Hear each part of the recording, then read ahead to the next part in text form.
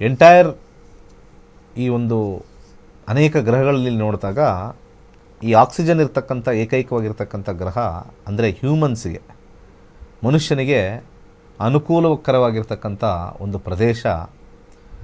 ಅದನ್ನು ಒಬ್ಬ ಆರ್ಕಿಟೆಕ್ಟ್ ಮಾಡಿದ್ದಾನೆ ಅಂತ ಅಂದ್ಕೊಂಡ್ರೆ ಭೂಮಿ ಒಂದೇ ಕರೆಕ್ಟಾಗಿರ್ತಕ್ಕಂಥದ್ದು. ಒಂದು ಸಿಂಪಲ್ ಭೂಮಿ ಏನಾದರೂ 15 ಕೋಟಿ ಕಿಲೋಮೀಟ್ರ್ ದೂರ ಇರೋದು. ಎಲ್ಲಿಗೆ? ಸೂರ್ಯನ ಡಿಸ್ಟೆನ್ಸು ಜಸ್ಟ್ 15 ಕೋಟಿ. 50 ಕಿಲೋಮೀಟರ್ ಹತ್ರ ಹೋಗ್ಬಿಟ್ರೆ, ಭೂಮಿಗೆ ಹತ್ರ ಹೋಗ್ಬಿಟ್ರೆ, ಭೂಮಿ ಮೇಲೆ ಟೆಂಪ್ರೇಚರ್ 60-70 ಡಿಗ್ರಿ ಆಗಿಬಿಡುತ್ತೆ, ಯಾರೂ ಉಳಿಯಲ್ಲ. 50 ಕಿಲೋಮೀಟ್ರ್ ಹತ್ರ ಹೋದರೆ ಜಸ್ಟ್ 50 ಕಿಲೋಮೀಟರ್ಸ್. ಅಷ್ಟು ಪರ್ಫೆಕ್ಟಾಗಿ ಭೂಮಿ ನಿಂತಿದೆ. ಇದನ್ನೆಲ್ಲ ನಾವು ವಿಸ್ಮಯ, ಆಶ್ಚರ್ಯ ತೊಗೊಳ್ಬೇಕು. ಆವಾಗ ನಮ್ಗೆ ಗೊತ್ತಾಗುತ್ತೆ ನಾವು ಭೂಮಿ ಹೇಗೆ ನಾವು ಒಂದು ಆಕಾರದಲ್ಲಿ ಪ್ರತಿಕೂಲಕರವಾಗಿರ್ತಕ್ಕಂಥ ಒಂದು ಸಿಚುವೇಷನಲ್ಲಿದೆಯೋ, ಆ ಭೂಮಿ ಮೇಲಿರ್ತಕ್ಕಂಥ ನಮ್ಮ ಮನೆಯೂ ಕೂಡ ವಾಸ್ತು ಪ್ರಕಾರ ಪರ್ಫೆಕ್ಟಾಗಿದೆಯಾ ಅಂತ ನೋಡ್ತೀವಿ.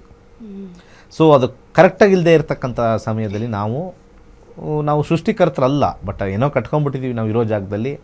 ವಾಸ್ತು ಒಳಗಡೆ ಅವೈಜ್ಞಿಕವಾಗಿರ್ತಕ್ಕಂಥ ವಾಸ್ತು ಕಟ್ಕೊಂಡಿದ್ದೀವಿ ಅಂದಾಗ ನಮಗೆ ಅಲ್ಲಿ ಕಟ್ಟಕ್ಕಿಂತ ಮುಂಚೆ ಒಂದು ಫೌಂಡೇಶನ್ ಕಿಟ್ ಅಂತ ನಾವು ಹೇಳ್ತೀವಿ. ಆ ಫೌಂಡೇಶನ್ ಕಿಟ್ ಹಾಕಿದಾಗ ಅಲ್ಲಿ ಎನರ್ಜೀಸ್ನ ಡಿಸಿಪೇಟ್ ಮಾಡುತ್ತೆ, ನೆಗೆಟಿವ್ ಎನರ್ಜೀಸ್ನ ಡಿಸಿಪೇಟ್ ಮಾಡುತ್ತೆ, ಪಾಸಿಟಿವ್ ಎನರ್ಜೀಸ್ನ ತೊಗೊಂಬಂದು ಕೊಡುತ್ತೆ. ಸೊ ಆ ರೀತಿಯಾಗಿರ್ತಕ್ಕಂಥದ್ದು ನಮ್ಮ ಋಷಿಮುನಿಗಳು ಕರೆಕ್ಷನ್ಗೆ ಅಂತ ಕೊಟ್ಟಿರ್ತಾರೆ. ಹೇಗೆ ನಮ್ಮ ದೇಹದಲ್ಲಿ ವಾತ ಪಿತ್ತ ಕಫ ಅಸಮತೋಲನ ಆದಾಗ ಸ್ವಲ್ಪ ಯಾವ್ಯಾವ ರೀತಿ ಇರ್ತಕ್ಕಂಥ ಒಂದು ಆಹಾರ ಪದ್ಧತಿ ಹೇಳ್ತಾರೋ, ಅದಕ್ಕೆ ಭೂಮಿಗೆ ಬೇಕಾಗಿರ್ತಕ್ಕಂಥ ಆಹಾರ ಪದ್ಧತಿ ನಾವಲ್ಲಿ ಫಸ್ಟ್ ಏನು ನೋಡ್ತೀವಿ, ನಾವು ವಾಸ್ತು ಫೌಂಡೇಶನ್ ಕಿಟ್.